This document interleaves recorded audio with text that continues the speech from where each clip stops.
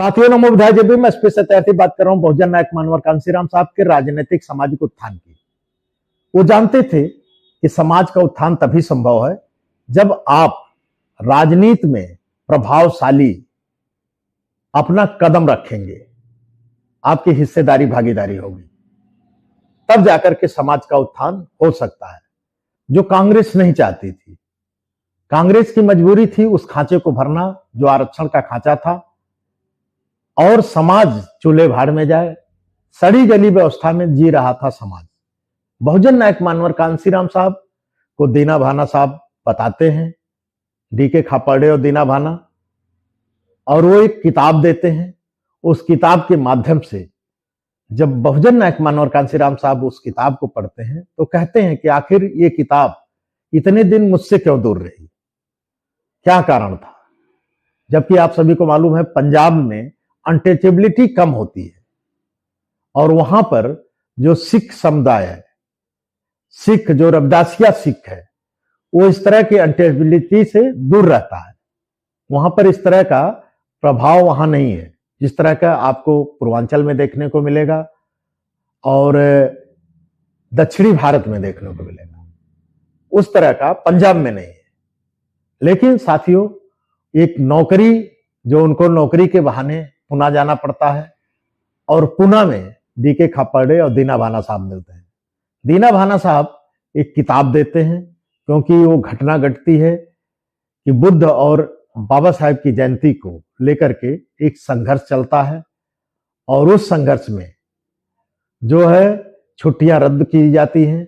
उसी समय बहुजन नायक मानवर कांसीराम साहब को किताब मिलती है, वो पढ़ते हैं और वो अपनी नौकरी से त्याग पत्र देते हैं। जबकि वहां लड़ाई भी होती है, थप्पड़ भी मार देते हैं उस अधिकारी को, ब्राह्मण अधिकारी को, और वहीं से वो बामसेब का गठन करते हैं। सरकारी कर्मचारियों का एक संगठन होता है जिसमें मुस्लिम, बैकवर्ड, SC ST आते हैं, और ये बना करके समाज में वो जाते हैं और कहते हैं कि अपने कमाई का सिर्फ 5% आप हमको दीजिए, हम समाज को जगाएंगे। और ईमानदारी से 22 पन्नों का लेटर लिख करके घर भेज देते हैं, और कहते हैं आज से मेरे पास बहुत कम समय है, आज से यही समाज हमारे सारे रिश्तेदार है, और समाज को जगाने के लिए मैं तिरही, मुंडन, संस्कार मैंने किसी प्रकार का यानी शादी भी नहीं करूंगा और समाज को जगाऊंगा। और वो निकल पड़ते हैं। फिर DS4 बनाते हैं बामसेब बनाने के बाद 81 में।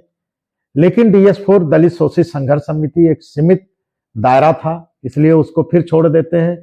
वो बुद्ध के इतिहास को पढ़ते हैं, और फिर बहुजन बाबा साहेब बुद्ध के इतिहास को पढ़ करके बहुजन समाज पार्टी का गठन करते हैं।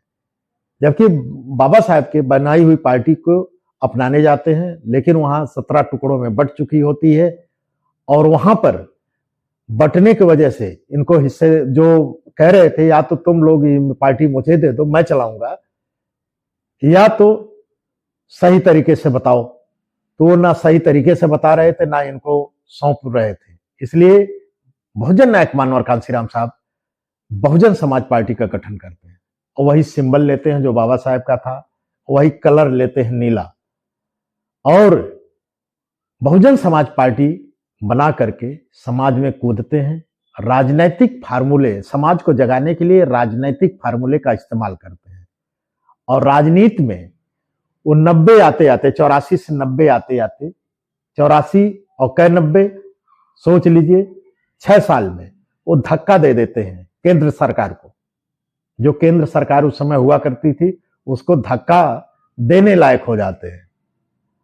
और 95 में उत्तर प्रदेश 9 साल में 84, 6, 90 और इधर जो है 5, 11 साल में 11 साल में उत्तर प्रदेश में एक करिश्मा होता है। सपा बसपा के अलायंस से, गठबंधन से सरकार बन जाती है। सोच लीजिए 11 साल में उनका राजनीतिक फार्मूला इतना अच्छा था कि सबसे कम समय, क्योंकि फार्मूले आप जानते हैं मैथ में यदि लगाएंगे सबसे कम समय में आप क्वेश्चन को हल कर सकते हैं, तो फार्मूले पे आना पड़ेगा। बहुजन नायक मानवर कांसीराम साहब का वो फार्मूला था। वो कहते थे कि जो आम जनता है उसको हम इकट्ठा करेंगे, और जो सरकारी कर्मचारी है वो हमको अर्निंग कराएगा अपने आमदनी का 5%, और मैं ईमानदारी से इसको समाज से लूंगा और समाज ही में खर्च कर दूंगा। इसलिए लोग उन पर ट्रस्ट करते थे, विश्वास करते थे। मैं एक समय यही बात कहता था लोगों से, जब लोग आते थे मेरे यहाँ तो मैं अक्सर कहता था कि भाई बहुजन नायक मानवर कांसीराम साहब के फार्मूले पे आने की जरूरत है। इस समय आप सभी को मालूम है विधानसभा अध्यक्षों से बहुत काम लिया जाता है, उनसे चंदा भी कहा जाता है कि वसूल करो, जबकि ये 2 संगठन बनाए गए हैं। एक बामसेब का है जो जिसका काम है सिर्फ चंदा इकट्ठा करना और पार्टी को जीवित रखना, मतलब चंदे से। और राजनीति का जो है, ये जो विधानसभा अध्यक्ष होते हैं उन अध्यक्षों के ऊपर जिम्मेदारी थी, तुम संगठन खड़ा करोगे और भीड़ इकट्ठा करोगे, नेता पैदा करोगे, नेता लाओगे, नेता चुनोगे। और बामसेब के लोग वो अंदर खाने में आकर के, उनका जबकि छाया थी बसपा की, ये नहीं है कि उनका रजिस्ट्रेशन है, वो छाया थी, उनका कहीं नाम नहीं होता था उस तरह कि कहीं रजिस्टर्ड हो। तो वो चंदा देते थे और अच्छे ईमानदार लीडर की पहचान भी करते थे। और बामसेब जो है कैडर चलाती थी बंद कमरे का, और इतना बर्रा, मतलब इतना अच्छे लोगों को लाती थी कि वो लोग जब इतिहास को बताते थे तो लोग एक बार जुड़ने के बाद फिर छोड़ने का नाम नहीं लेते थे। उसी का नाम कैडर था। लेकिन आज हम मिक्स कर दिए हैं। जो विधानसभा अध्यक्ष उसे हम चंदे की भी बात करते हैं और भीड़ की बात, संगठन की बात करते हैं। तो वो एक तरह से गधा बन गया है। और गधा का मतलब आप जानते हैं, जिस पे लोड लाद दिया जाए तो वो उसके पैर आपस में लड़ करके कट जाते हैं। उसी हालत में हम हो गए हैं। जबकि हमको बामसेब की काम करने देना चाहिए। वो चंदा इकट्ठा करे और कैडर दे। और जो संगठन का काम है, संगठन जाकर के लोगों को जोड़े, इकट्ठा करे, मजबूत करे, वो विधानसभा अध्यक्ष का काम है। लेकिन बामसेब जो विधानसभा अध्यक्ष होता है, बामसेब पद का अध्यक्ष होता है, उसका काम होता है पैसा इकट्ठा करना। लेकिन हम बहुजन नायक मानवर कांसीराम साहब के फार्मूले को भूल गए हैं। इसीलिए शायद हम राजनीति से, यानी सत्ता से दूर है। फिर हमें उसी सत्ता पे लौटना चाहिए। सत्ता के लिए बहुजन नायक मानवर कांसीराम साहब के फार्मूले पे। यदि हमारी विचारधारा अच्छी लगी हो तो आप सभी सपोर्ट करिए, वीडियो को लाइक करिए, कमेंट करिए, और बहुजन नायक मानवर कांसीराम साहब के फार्मूले पे लौटने का प्रयास लिखते रहिए, बोलते रहिए, कहते रहिए। क्योंकि बहुजन नायक मानवर कांसीराम साहब सिर्फ 11 साल में शुरुआत करके और सत्ता राजनीतिक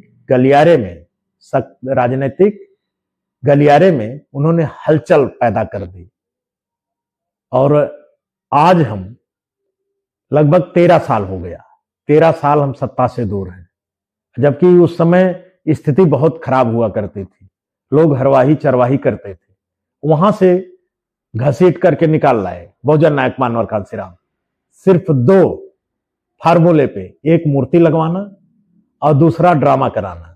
इसी 2 फार्मूले ने बहुजन नायक मानवर कांसीराम साहब का फार्मूला, जो लड़ाइयां हुई गांव स्तर पे और लोग हरवाही चरवाही छोड़ करके यूनाइट हुए और अपने वोट की ताकत को पहचाने और सत्ता में हम आए। तो साथियों, आप आज हर स्थिति से मजबूत है, लेकिन सत्ता आखिर क्यों नहीं बन रही है? क्या वास्तव में हम बहुजन नायक मानवर कांसीराम साहब के फार्मूले पे नहीं चल रहे हैं? यदि नहीं चल रहे हैं तो आने वाले आप कभी सत्ता में नहीं आएंगे। आपको आना होगा बहुजन नायक मानवर कांसीराम साहब के उस फार्मूले पे, जो बामसेब और बहुजन समाज पार्टी का जो अलग अलग कार्य था, वो अपने कार्य में ईमानदारी से लगे रहते थे और उसी तरह लगने की जरूरत है। बाकी आप हमारी वीडियो देख रहे हैं तो चैनल को सब्सक्राइब कर लीजिएगा। नमो बुद्धाय, जय भीम, संविधान जिंदाबाद।